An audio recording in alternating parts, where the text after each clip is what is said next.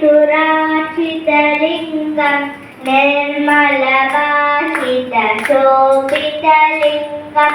जन्मज दुःखविनाशनलिङ्गं तत्प्रणमामि सदा शिवलिङ्गं देवमुनिप्रवराचितलिङ्गं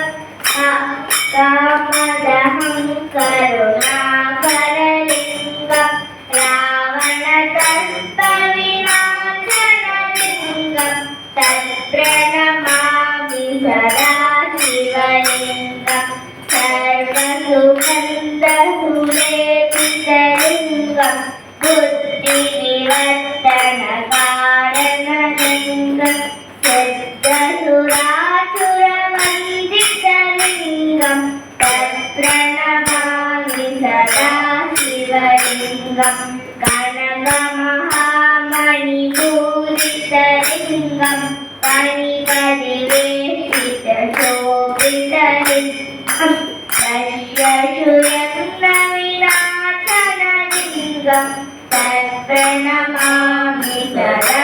शिवलिङ्गं कुङ्कुमचन्दनलेपितलिङ्गं मङ्गलहारसुशोभितलिङ्गं सञ्चितपापविनाशनलिङ्गं तत्प्रणमामि सदा शिवलिङ्गं देवगणार्चितसेवितलिङ्गं भावय भक्तिनिरेवचलिङ्गं दिनकरकोटिप्रभाकरलिङ्गं तत्प्रणमामि सदा शिवलिङ्गम्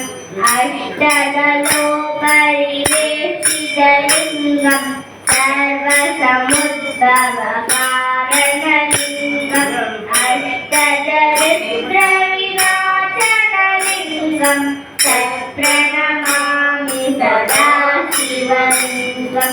सुरगुरुसुरवरपूजितलिङ्गं सुरवनपुष्पसदाशिवलिङ्गं परात्परं परमात्मनलिङ्गं तत्प्रणमामि सदा शिवलिङ्गं लिङ्गाष्टकं निदं पुण्यं